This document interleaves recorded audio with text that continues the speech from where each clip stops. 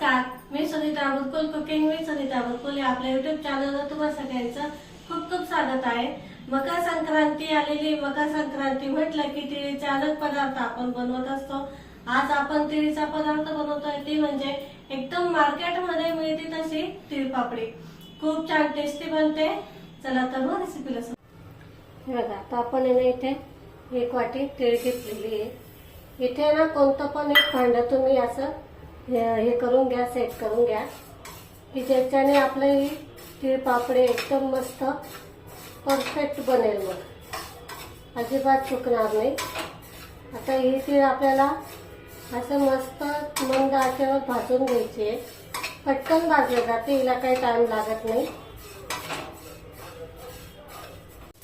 हे बघा, इथे मस्त छान अशी आपली तीळ भाजून झालेली आहे। हे बघा, मस्त भाजली गेलेली आहे। तर आपण एका डिश मध्ये काढून घेऊ। गॅस बंद करते मी इथे।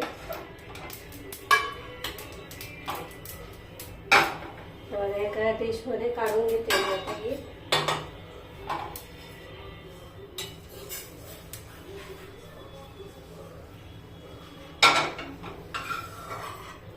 इथे ना आपल्याला साखर टाकून घ्यायची आहे। साखर आपल्याला छान असे वितळून घ्यायची आहे। हे बघा, छान आता अशी वितळायला लागलेली आहे साखर। आपल्याला ही कॅरमलाइज करून घ्यायची आहे। हे बघा, छान अशी करून घ्यायची। हे बघा, अशी झालेली आहे, पण अजून आपल्याला थोडीशी शिजवू द्यायची आहे। साखर अजून थोडीशी होऊ द्यायची आपल्याला। छान तिचा पाक व्हायला लागला, गोळा व्हायला लागला का मग तुम्हाला दाखवते पुढे मी। अजून एक पाच मिनिटासाठी आपण पुन्हा याला शिजवून घेऊ। हे बघा, इथे ना पाक होतोय आपला। तोपर्यंत मी याच्यामध्ये थोडीशी इलायची टाकते, थोडेसे पिस्त्याचे काप टाकू राहिले आणि थोडी अर्धा चमचा तूप टाकलेलं आहे मी, जेणेकरून आपली पापडी एकदम मस्त अशी चकटदार बनते। मग हे ना छान असं मिक्स करून घ्यायचं।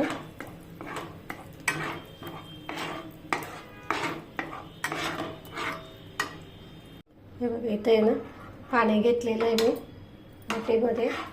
तर हे जे मिश्रण घेतलेलं आहे ना आपण, त्याच्यातलं थोडंसं पाण्यामध्ये टाकून बघू।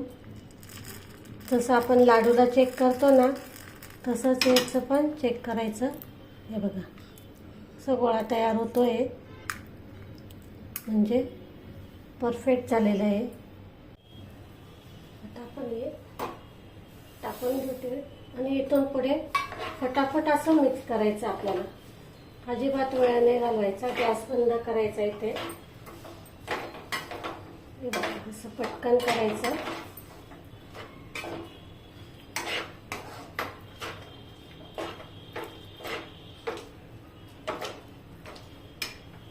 इथे मी हे बटर पेपर घेतलेले आहे, त्याला आहे ना तूप लावून घेतलेलं आहे। हे बघा, चमचाभर असं घ्यायचं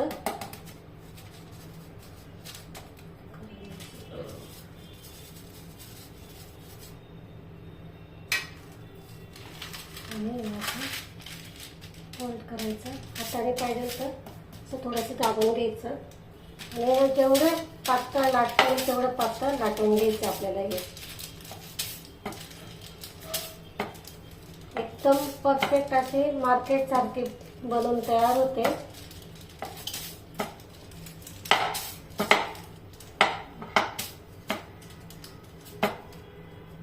आकार कसाही येऊ द्या, फक्त पातळ लाटायचं आपल्याला। हे आकार असे काही देणं देणं नसतं, फक्त पातळ जेवढं तुम्हाला पातळ लाटता येईल ना तेवढी पातळ लाटून घ्यायची। हे बघा, तुम्हाला दाखवते मी। दिसते पण एकदम पटकन। हे बघा, मस्त झाले। अशाच मी आता लाटून घेते सगळ्या। असं आहे ना, थोडं थोडं मिश्रण घ्यायचं आणि ना छान असं दाबून व्यवस्थित असं लाटून घ्यायचं। हे बघा, असं लाटत चालायचं, पातळ लाटायचं.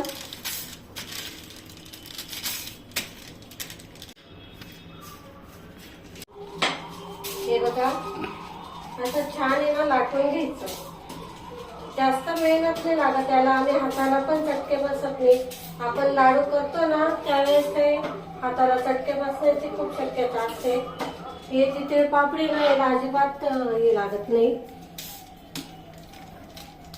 हे बघा जेवढं शक्य होईल ना तेवढं पातळ लाटून घ्यायचंय. हे बघा कसं पटकन निघतंय बघा. फक्त बटर पेपरला आहे ना थोडं तेल लावायचं म्हणजे मग आहे ना ते लगेच निघतात. बघा मस्त छान आहे. ते असे आपले तीळ पापडी बनवून तयार झालेली आहे. बघू शकतात किती मस्त पातळ झालेले आहेत. हे बघा मस्त झालंय पातळ, एकदम मार्केटमध्ये मिळतात ना अगदी तशा झालेल्या आहेत. बघू शकतात तुम्ही. बघा किती छान मस्त पापड बनवून तयार झालेले आहेत आपले केळीचे. तुम्हाला आहे ना एक दाखवते. हे बघा तुम्ही बघू शकता माझा हात आहे ना पूर्ण दिसतोय याच्यामध्ये.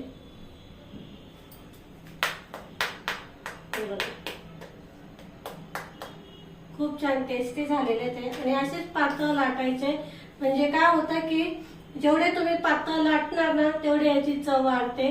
जर थोडे कडक जाडसर जर लाटले तर मग त्याची कडक अशी टेस्ट येते.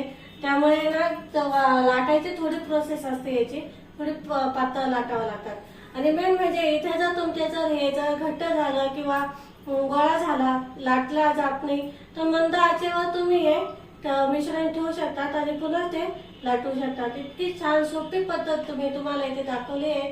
व्हिडिओ जर आवडला असेल तर लाईक शेअर आणि सबस्क्राईब करायला अजिबात विसरू नका. हसत राहा आणि अशाच मस्त मस्त रेसिपीज बनवा आणि खात राहा.